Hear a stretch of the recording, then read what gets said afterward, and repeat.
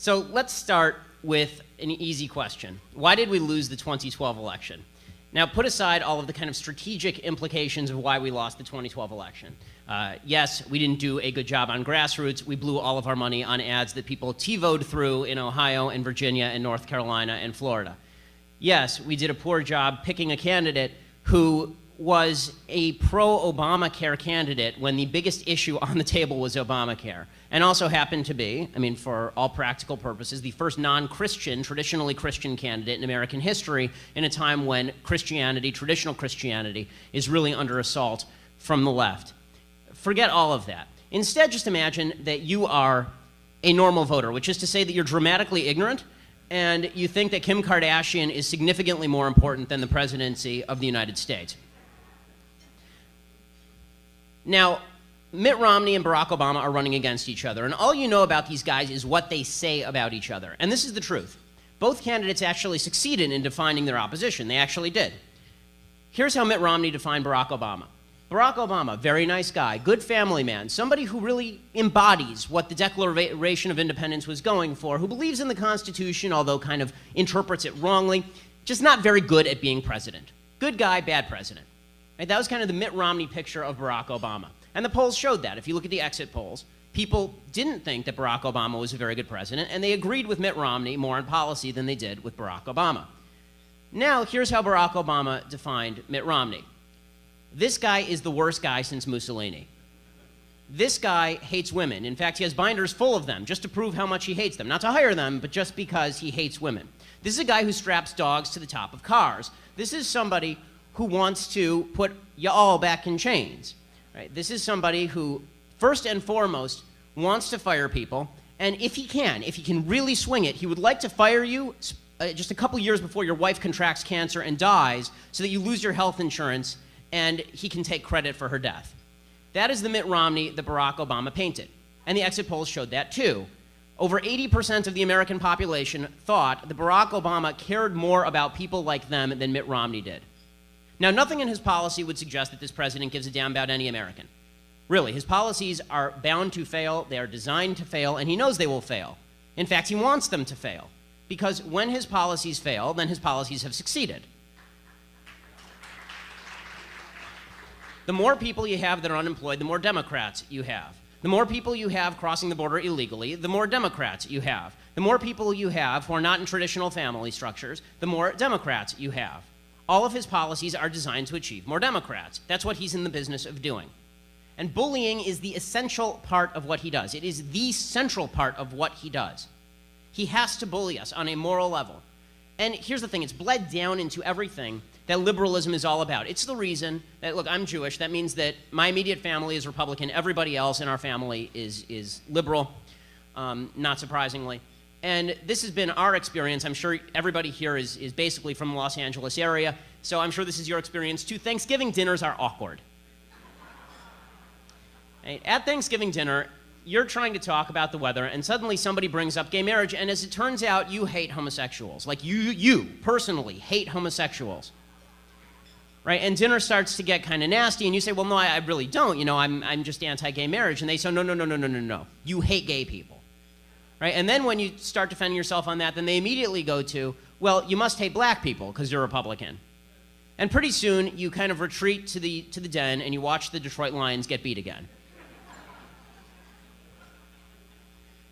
Now, the left uses this kind of bullying not just on the individual level, but they've taken over vast institutions. I mean, this is what David really focuses on virtually all the time. When you look at the university is a massive institution that has been taken over on behalf of bullying for the left. There is no rhyme, reason, or evidence to back any of the leftist positions presented on campus. They are still teaching debunked Marxism as the main philosophy. But there's emotion that's taught. And what's taught most of all is that all of us in this room are horrible, racist, bigots, sexist, homophobes. We are all horrible people. They take over Hollywood, and this is vastly important. We underestimate the impact of Hollywood because we think, whenever you speak to conservatives, conservatives are like dolphins when it comes to entertainment. You know how dolphins sleep with half their brain on and half their brain off? So conservatives have a political side of their brain and they have an entertainment side of their brain. When they're in political mode and you ask them, you know, what kind of TV shows do you watch? They say, I like Ronald Reagan biopics. right? They say, what I would really prefer to watch more than anything else on earth is a documentary about World War II. That's what I'm into. And then they go home and they turn on the entertainment side of their brain and they watch Big Bang Theory. Really, the polls show that the #1 show watched among conservatives, self-identified conservatives, is The Big Bang Theory, which also happens to be the #1 show overall right now. We watch the same thing that everybody else does. So Hollywood knows that. So what does Hollywood do? They put all of their morality into building characters that you like, simply so that then later they can turn to you and say, you're a really nasty person because you disagree with what that character does. Right? If you like Rachel from Friends, but you disagree with single motherhood, right, unwed motherhood, you're a bad person because Rachel from Friends was a single mother, right? This is Joe Biden, who is a vastly stupid man, once said something that was actually mildly intelligent. He said that Will and Grace and Ellen had done more for the gay agenda than any other piece of entertainment had ever done for any agenda. That is 100% true. He said this country has become a pro-gay marriage country in large part because of Will and Grace and Ellen. And what that is subtle bullying on the part of the left by presenting characters who are really likable and then posing them against people who are really unlikable. Right? In Hollywood's vision, everybody in this room is John Lithgow from Footloose. Right? We all want to shut down the dancing. That's what we're about. They take over the nonprofits. I mean, if you look at Media Matters has been used by this administration as essentially a club on behalf of its policies, trying to initiate boycotts, AstroTurf boycotts against folks like Glenn Beck, against folks like Rush Limbaugh. All of those groups have been working in coordination with the White House in the greatest attempt to quash the First Amendment, certainly in my lifetime. It's incredible to watch. And most of all, they've taken over the media. And the media is the home of institutional bullying. You want to know why everybody in this room cares about Benghazi, but nobody outside of this room does? It's because of the mainstream media, which pretends that they're objective and hide behind that facade of objectivity in order to portray us as a bunch of rambunctious punks who just don't like the black president. And that's why we care about Benghazi. Meanwhile, President Obama can do anything he likes, including go off to Vegas, while 4 Americans are dying in Benghazi, and he's still a nice fella. Now, those are the institutions that the left has taken over. They also use their bullying on a variety of topics. We mentioned some of them. When it comes to the gay marriage issue, the bullying tactic is that we must be against gay people, we hate gay people if we are pro-traditional marriage. On race, it's very obvious that they do this. The idea is that we hate black people if we are, for example, in favor of voter ID. Now, what voter ID has to do with being black is beyond me. It seems a little bit racist to me to suggest that black people are too stupid to be able to go down to the DMV and pick up an ID. But they say that we hate black people and are trying to disenfranchise them if we want voter ID. On class, we saw with sequestration, the same sort of deal. We didn't want to cut government spending because the country is bankrupt. We don't want to cut taxes because we would like greater prosperity. We do all of it because we hate poor people. And, I'm sure that, there are times we do. But in reality, we don't actually hate poor people. We want to help poor people, obviously, because we would like to help everyone. And the greatest way to help them is through free markets. But that's not how the left portrays us. So here's what we need to start doing. How do we fight this? Now, as a framework for this part, I always like to use the debate that I did with Piers. How many people saw the debate that I did with Piers on gun control? You don't have to have seen this debate that I did with Piers Morgan on gun control in order to understand this. I walked through it. It's about a 14-minute debate, at the end of which Piers Morgan was very unhappy. And it was about... Piers had been doing this routine on gun control. He was the chief left bully on gun control. Right? What he was doing was he was essentially saying that anybody who disagreed with him on gun control disagreed with him because they didn't care enough about the dead kids in Sandy Hook. It was because we are morally deficient human beings that we didn't agree with him on gun control. And he would do that all the time, right? He would say, oh, I'm so frustrated. You don't seem to understand that there are dead children in Sandy Hook. Right? Go with the moral outrage. And we were the bad guys, and he was the good guys. This is how, by the way, this is how leftists sleep at night. Leftists can't sleep at night looking at their policies and saying, oh, what great success we've brought to America. They can sleep at night by knowing they're better than you. They're a bunch of elitists. So this is how Piers Morgan sleeps at night. Sure, he has armed guards protecting his house, which is another reason that he can sleep at night. But the real reason he can sleep at night is because we're bad people, and he's a good guy.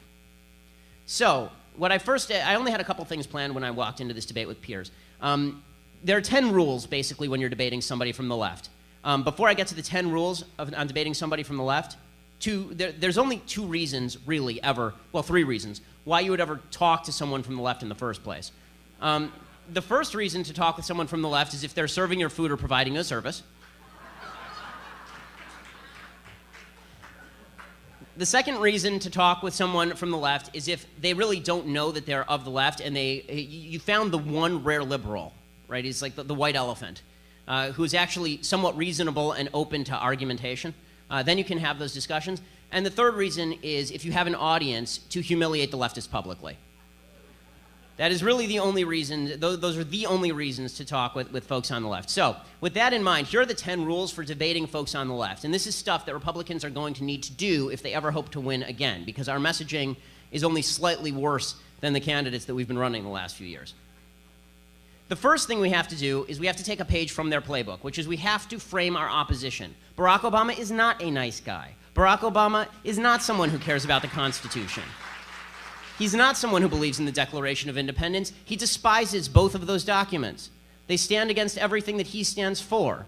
And when he cites the Constitution and the Declaration in an attempt to hijack the words of the founders to promote Marxism, he is doing so purposefully in order to undermine the words of the founders. That's what he's doing. So with regard to Piers, the first thing that I did was within 5 seconds of opening, I said to him, Piers, you're a bully who stands on the graves of the children of Sandy Hook to promote your gun control agenda. And he kind of clutched at his pearls and said, how dare you? And I said, well, how dare you is not an argument. And he said, well, I repeat, how dare you? And I said, well, I sort of repeat. That's not really an argument. And also, I've been watching your show repeatedly, and you do this a lot. Which is the second rule, which is don't get intimidated. When you talk with folks on the left, their moral righteous indignation comes out very quickly because they run out of arguments very quickly. Their righteous indignation is in inverse proportionality to their ability to argue. The worse they are at arguing, the more righteous indignation you'll get from them faster. So you can't get intimidated. Andrew Breitbart, who was a mentor of mine, I knew Andrew since I was 17 years old, and he and I we're friends for a very long time. He always used to say, walk toward the fire, because they're going to be firing on you anyway. Republicans, conservatives, we've been under the misimpression that they're going to leave us alone. They are not going to leave us alone. They've made this clear. And so we can either embrace the fight or we can run from the fight. If we embrace the fight, then maybe we'll have a chance of winning. If we run, then we're going to surrender and we're going to lose. And that's what's largely happened in the state of California. The third point here, you have to frame the debate. Now, I had something in my pocket for Piers, a little present for Piers, and a minute and a half in, I pulled out a copy of the Constitution and handed it to him live on air. And I asked him to familiarize himself with the Second Amendment. The reason for doing that is because Americans may not know what's in the Constitution. They may not know anything about the Constitution, but they like it. And so it's very important to frame the debate in terms that allow us to win. If we are arguing gun control without reference to the rationale for the Second Amendment and without reference to the Second Amendment itself, then we lose. If we are arguing race relations without bringing up the fact that the Democratic Party has impoverished generations of black folks in the inner city and will continue to impoverish them purposefully, not by accident, purposefully to keep their union buddies incompetent and rich, then we are failing in our fundamental duty to frame the debate. They need to be made to answer for their own positions. Which brings us to the fourth point. We have to set up philosophical inconsistencies with their positions. You see Republicans fail to do this all the time. We take it as though they actually stand for what they say they stand for. They do not stand for what they say they stand for. They are giant liars. When it came to gun control, the big lie is that they only want an assault weapons ban. Now that makes no sense. No sense at all. There are about 114 million so-called assault weapons in the country. Those are used for approximately 358 murders in 2011. There are approximately 110 million handguns in the country. Those were used in approximately 6,000 murders. So which are more dangerous, handguns or quote-unquote assault weapons? Right? Clearly handguns, if you're going to blame it on the weapon, handguns are more dangerous. So this is what I said to Piers. I said, if your position is assault weapons ban, tell me, please, why you don't want a total gun ban. And he couldn't answer, because of course he wants a total gun ban. And once you get to the root of leftist positions, that's when they become unpopular. The root of leftist positions is wildly unpopular with the American public. This is why, on immigration, for example, what Obama says he's for is not actually what he's for. If we exposed what he was actually for, the American public would want to vomit on him. everybody sort of agrees what has to happen on immigration, right? We sort of all agree. Close the border and then figure out what to do with the people here. It's a very easy two-step process. Obama says, I agree with that, and then he says, oh yeah, about that first part, not so much. And that whole border security thing, He puts a poison pill, and the purpose of it, this is why Republicans are real dumb if they fall into this immigration mistake. His whole purpose is to set up a very, very popular policy and then poison pill in the bill so Republicans have to obstruct it, and then he can turn around and say, look at these obstructionist Republicans who hate Hispanics. That is his whole goal. We have to expose the philosophical inconsistencies in what they're doing. Fifth rule here is don't get sidetracked when you're talking with folks on the left. You may notice that when you talk with people on the left, it's sort of like trying to nail Jell-O to the wall. Right? You're talking about tax policy, and suddenly you find yourself talking about gay marriage, and you have no idea how you got from one place to the other because they are wildly shifting. They're sticking and they're moving like Sugar Ray Leonard. I mean, it's unbelievable. What happened in the debate with Piers on this is about halfway through the debate, there was a commercial break, and Piers would not look at me. I mean, he was really unhappy. And he was talking to his producer in his ear, and suddenly I see one of his producers scurry out with a bunch of Sudafed boxes. Right, and I'm from California. I thought we were going to cook crystal meth. And in fact, this was going to be less fun than that. He pulled out the Sudafed, and he said, you know, I can walk down to the Rite Aid on the corner, and I can't buy 6 boxes of Sudafed. But if I walked to Walmart, I could buy 1,000 rounds of ammunition. Don't you find that inconsistent? And I said, I don't understand what one has to do with the other. If you want to talk drug policy, have me on to talk drug policy. If you want to talk gun policy, let's talk gun policy. I have no clue what you're talking about. And he kind of looked at me, and then he moved on.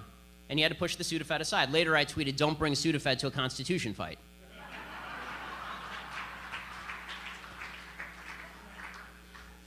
Sixth rule here is if you don't know something, admit it. You see Republicans get in trouble with this a lot. Usually, you know, folks like Paul Krugman, who is easily the stupidest Nobel Prize winner in human history, or folks on other folks on the left, they have one fact that they think is mildly relevant to the conversation, and they bring it up as though this is their trump card. They always have the trump card. If you don't know about it, don't say you know about it, because usually it's irrelevant. So what happened here is that Piers said to me on gun control, he says, do you know what Ronald Reagan's position was on gun control? And I said, no, I was 4 when he left office. And Piers said, well, I said, why don't you tell me? Because it was clear he was going to tell me anyway. And sure enough, here it comes, the letter. He slaps a letter down. It was signed by Ronald Reagan. And it talks about Ronald Reagan's position on assault weapons. Now, later when I actually had a chance to do the research, the kind of assault weapons that Ronald Reagan was talking about are not the kind that Piers Morgan is talking about. Ronald Reagan was in favor of getting rid of fully automatic machine guns. Piers Morgan is in favor of getting rid of like a .22 rifle. But no matter. He says, you know, here is Ronald Reagan's position on assault weapons, and he reads me the whole letter. And finally, he finishes up, and he says, well, now what do you think about assault weapons? You know, Ronald Reagan, your favorite president, opposed assault weapons. And I said, so? And he paused for a second, and he said, but you like Ronald Reagan? I said, yeah, he's not God. I mean, he did a lot of things I loved. He also did a lot of things I didn't love. I mean, the amnesty was a bad thing. Right? Spending too much money was a bad thing. Right? When he was governor of California, paving the way for tremendous liberalization of abortion, that was a bad thing. He admitted that was a bad thing later in his career. This is the 7th point here, which is don't get sucked in by the paradigm. We saw this during the Bush years a lot. Just because somebody is on your side doesn't mean you have to defend every stupid thing they do. And Mitt Romney did a lot of dumb things during the campaign. 47% was one of them. And they're still trying to hang that one around our neck. And you see this with regard to George W. Bush, who I love as a human being, but his second term was a disaster area. George W. Bush's second term, if there is no second term for George W. Bush, there is no Barack Obama. It is that simple. His second term was a disaster. And yet Republicans are lumped in with George W. Bush because they didn't protest loudly enough when he was spending oodles and gobs of money. And they didn't protest loud enough when guys on our side were spending oodles and gobs of money. Just because someone's on your side doesn't mean you have to side with them. We are conservatives, not Republicans first and foremost. Okay, 8th point here. Let the other side have victories that mean nothing. When you're in a public debate, well, this is a fun parlor trick that you can do with your friends too. What you do is they're arguing a point and you want to look moderate. So you give them a victory on something that means absolutely nothing. So what happened in this debate with Piers is there was a point where he said to me, I said to him, Piers, here's the deal. We all sort of agree on what has to happen with guns. More good people should have guns, less bad people should have guns, right? Pretty common sense. And Piers says, was Nancy Lanza, Adam Lanza's mom, was the Sandy Hook shooter, his mom, was Nancy Lanza a bad person or a good person? And it was, it was a good semantic point. Because there are many definitions of good and bad, right? There's a very, the definition of bad varies widely between bad as in the Holocaust and bad as in I have a cold, right? So he was mixing up the two. And so what I said to him is, well, let me rephrase. What we want is for more good or responsible people to have guns, and less bad or irresponsible people to have guns. And for a second, he kind of grinned like he'd gotten me, and then he realized that he hadn't won anything because I'd granted him the semantic point without him actually winning anything. And we can do this on some policies as well. There are certain policies where we can kind of grant the point because it's already been taken off the table, and it's a waste of time to argue it. And this is true with some of the social issues. And there are very few people who are arguing right now that, for example, we should reinstate sodomy laws.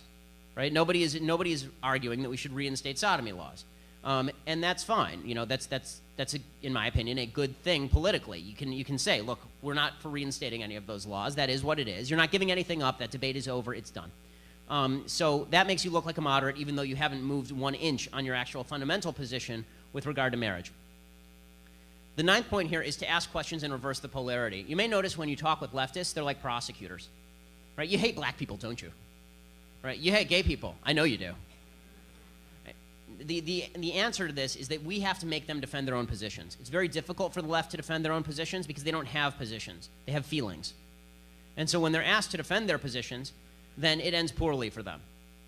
The final point here is body language. Body language is massively important in all of this. When you're publicly debating someone, Jeremy knows this better than I do because he's in Hollywood, but body language is maybe the most important thing. I'm still trying to work on my own.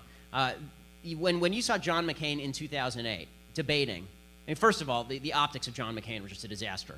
Leave aside the fact that the Republican National Convention actually had him backdropped by a lime green screen. John McCain, you had the Leni Riefenstahl Obama scene, right? Him descending from the clouds into the Greek columns. The body language of John McCain was horrendous, and it made a difference. He was portrayed as a crotchety old man. You know why? Because he's a crotchety old man. He was white-knuckling the microphone. Okay, if you can see your knuckles during a debate, you're doing it wrong.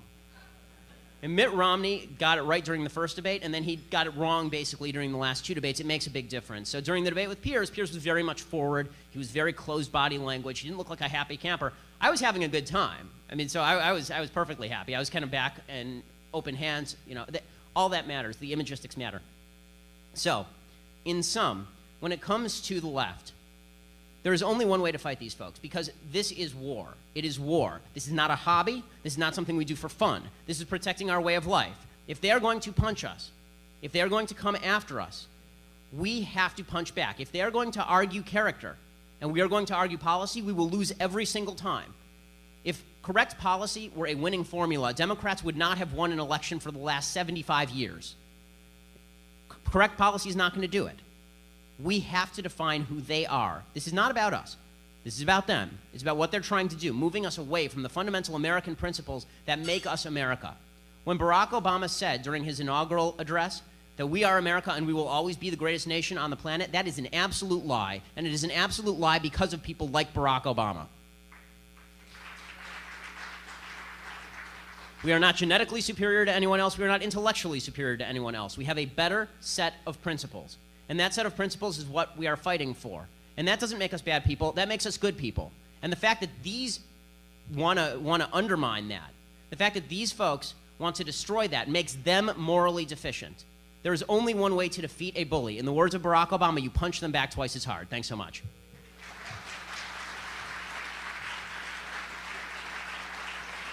No, I think that's right. They are the active wing of the Democratic Party. There's a reason that every policy underlying it has help for the trial lawyers. There's a reason that Obamacare is specifically designed to help out the trial lawyers. When it comes to twisting law, there's nobody better at it than Democrats. This is why I really do believe that the Supreme Court has well overstepped its boundaries. I mean, if I could go back in time, I would say Marbury versus Madison is wrongly decided. The Supreme Court has done as much damage as any other institution in American life. You can see how the left is attempting to use law as a baton to wield against the American people. They will continue to do that, and again, there's only one way to do that, and that is to create alternative structures, alternative law schools, train people on the outside. Thank God there are places like Federalist Society that focus on this. When I was at Harvard, FedSoc was the largest student organization at Harvard. So there is an active resistance. Although, Fed Society stock is in low regard because of John Roberts right now. They still do good work. Of peace in the middle. Oh, well, nothing will happen because nothing is ever going to happen, and thank God at least Israel has a leader that's worth his salt. Bibi is doing a good job this time. Back in the 90s, Bibi had not yet learned his lesson from Y River, so now he's learned his lessons after Y River, and he understands you don't make concessions to terrorists even after tremendous American pressure is applied. The fact that he won his re-election is very good for him because Obama put serious resources into having him lose that election.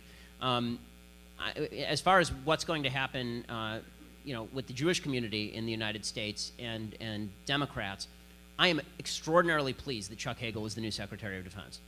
I am very, very pleased about this. The reason that I am pleased about this is because I want open anti-Semites in this administration. I don't want any Jew, I don't want one Jew to have the excuse that this administration is overtly pro-Israel when they are overtly anti-Semitic. Chuck Hagel is an anti-Semite. This administration is anti-Semitic. It always has been. It always will be. They despise the state of Israel, and they would not blink. If Obama could clap his hands tomorrow and the state of Israel disappeared from the map, he would do it in a heartbeat.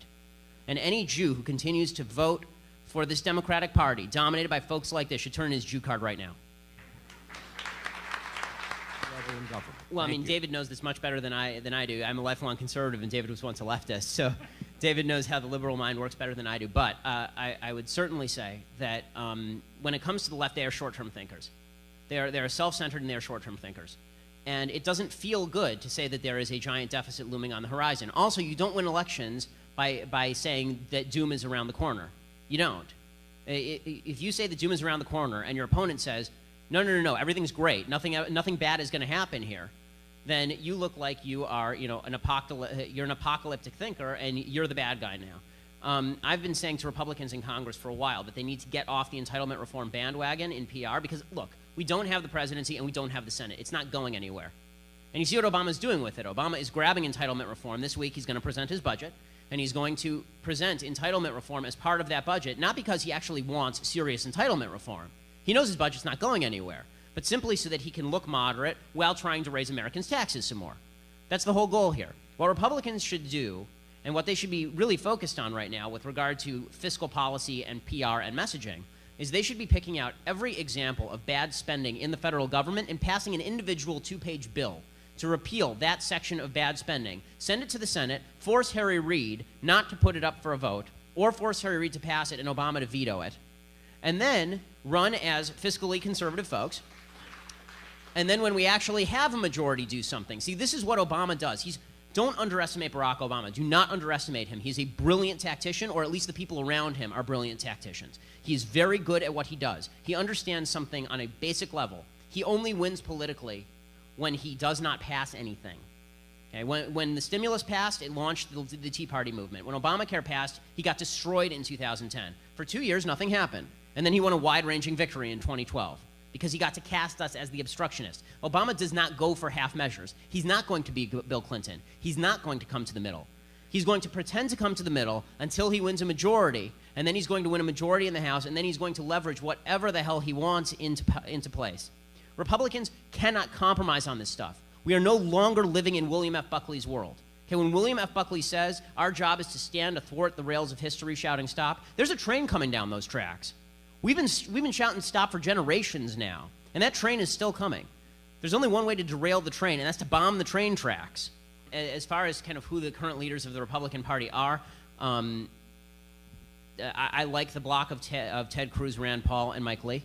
I think they are all potential leaders. Scott Walker, the governor of Wisconsin, is terrific. I don't like Chris Christie. I think that there are a good number of kind of younger conservatives. Now, the reason I like Ted Cruz is not because he's Hispanic. I think that the stupidest thing that we can do is run Hispanic candidates and then expect that Hispanics are going to immediately flip the switch. That's not how this works.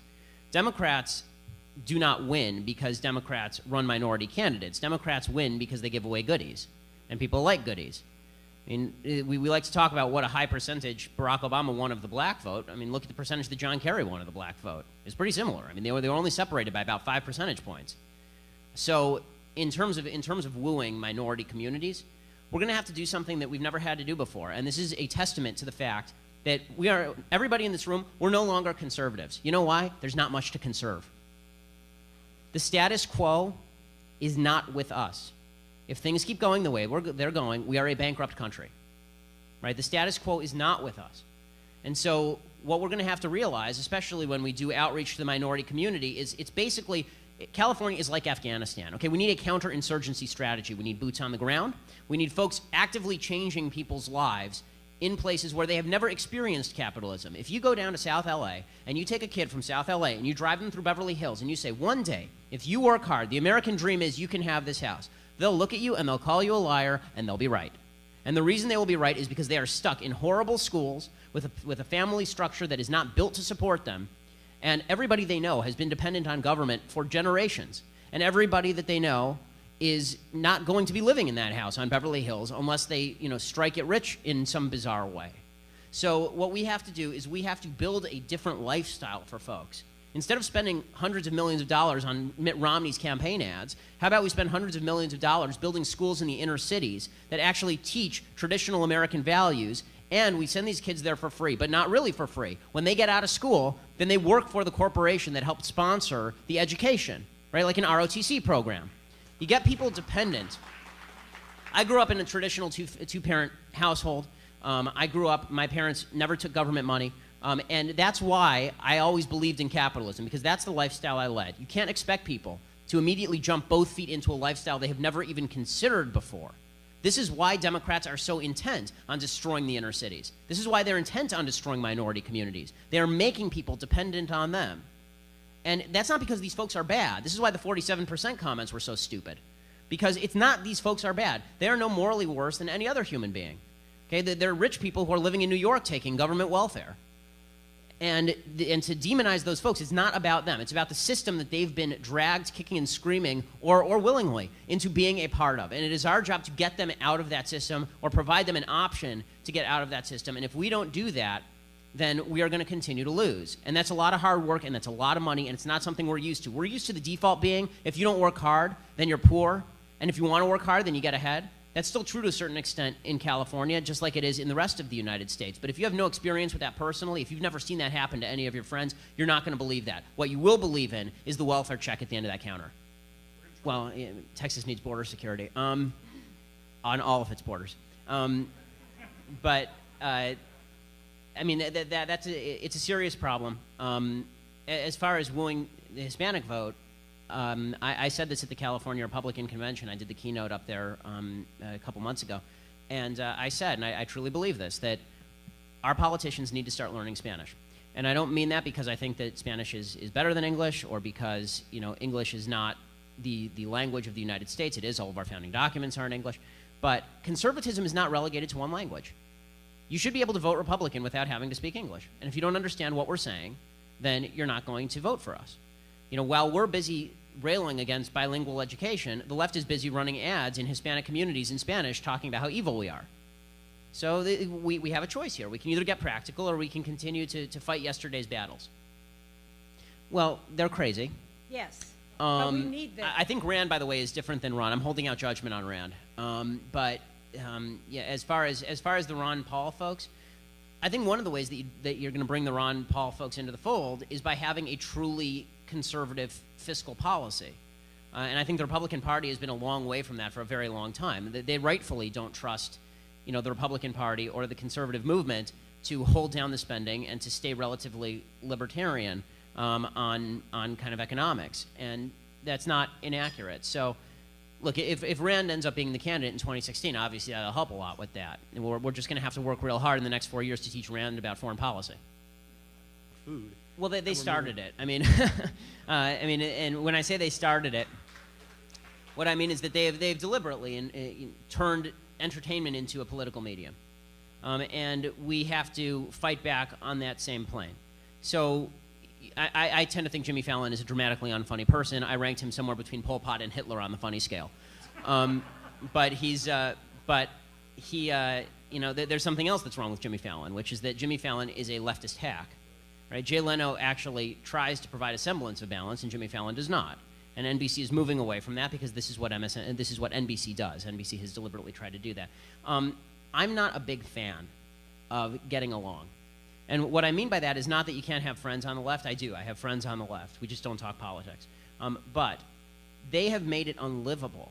I mean, the left has made it really unlivable for conservatives in liberal areas. You don't see the same for liberals in conservative areas. Right? We don't demonize folks when they are in conservative areas.